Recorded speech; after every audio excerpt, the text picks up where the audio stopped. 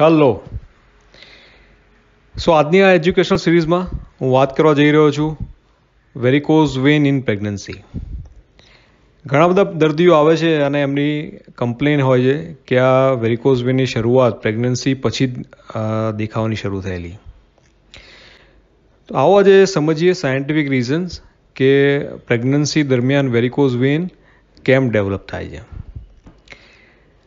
સો આ Venus and lymphatic ડિસઓર્ડરની એક જર્નલે 2016માં એમનું રિસર્ચ પબ્લિશ કરેલું અને આ રિસર્ચની અંદર more than 17,000 womens have participated.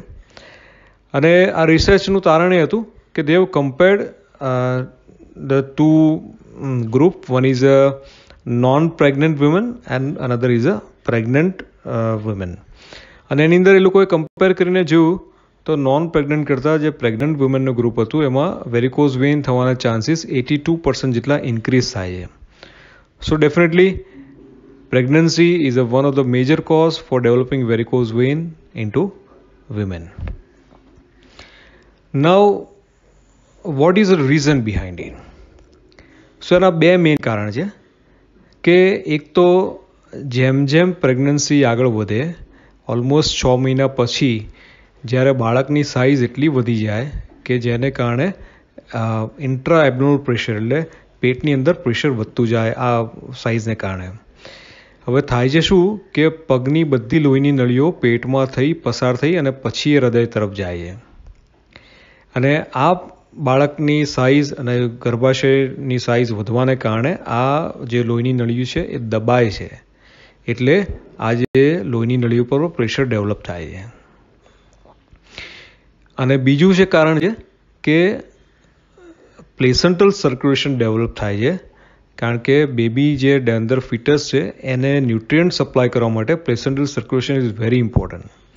અને આ પ્લેસન્ટલ સર્ક્યુલેશન જે ડેવલપ થાય છે એને કારણે જે બ્લડ વોલ્યુમ છે એ ઇન્ક્રીઝ થાય છે, especially into the lower part of the body. એટલે these are the two main reason. એક તો ગર્ભાશયની સાઇઝ વધે છે અને બીજું ઇન્ક્રીઝ વોલ્યુમ ઓફ બ્લડ. આ બેને કારણે પગની લોહીની નળીઓમાં પ્રેશર ઘણું વધારે ડેવલપ થાય છે. અને એટલા માટે જ ઘણા બધા લેડીઝની કમ્પ્લેન હોય છે કે આફ્ટર 6 to 7 months પગમાં સ્વેલિંગ આવવાના શરૂ થાય છે. અને આ કન્ટિન્યુઅસ પ્રેશર જે ડેવલપ થાય છે એને કારણે આ વેન્સની અંદર નાના નાના વાલ્વ્સ આવેલા હોય છે જે આ પ્રેશરનો ભાર કન્ટિન્યુ સહન ના કરી શકે અને એ ડેમેજ થાય છે. અને આ ડેમેજ થવાને કારણે વેરિકોઝ વેન ડેવલપ થાય છે. નાઉ ફોર્ચ્યુનેટલી ધીસ ટુ રીઝન્સ, એક તો પ્રેશર વધે છે અને બીજું બ્લડ વોલ્યુમ વધે છે, આ બંને રિવર્સિબલ છે. એકવાર પ્રેગ્નન્સી પતી જાય, બેબી ડિલિવર થઈ જાય એટલે અગેન જે ઇન્ટ્રાબ્લોડ પ્રેશર છે એ ઘટી જાય છે, પ્લેસેન્ટલ સર્ક્યુલેશન રિમૂવ થઈ જાય એટલે બ્લડ વોલ્યુમ છે એ નોર્મલ થઈ જાય છે.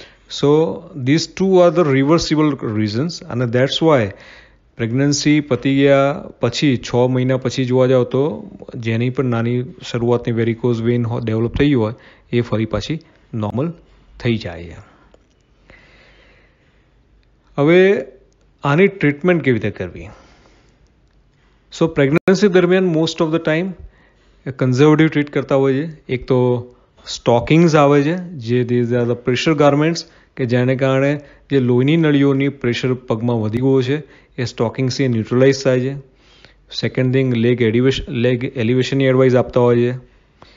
અને એકવાર પ્રેગ્નન્સી પતી ગયા પછી 6 મહિના સુધી રાહ જોવાની. અને જો મોટા ભાગે આ વેરિકોઝ વેન ડિસએપિયર થઈ જાય છે, જો એ વેરિકોઝ વેન ડિસએપિયર ના થાય તો એની એન્ડોવિનસ થર્મલ એબ્લેશનથી એની સારવાર કરવી પડે.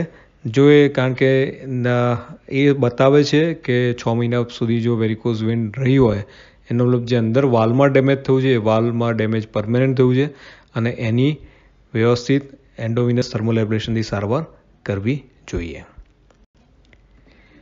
So thank you so much. Hope you have enjoy this educational video. વધારે માહિતી માટે તમે આ વેબસાઇટ પર જઈ અને બીજા એજ્યુકેશનલ વિડીયો જોઈ શકો છો.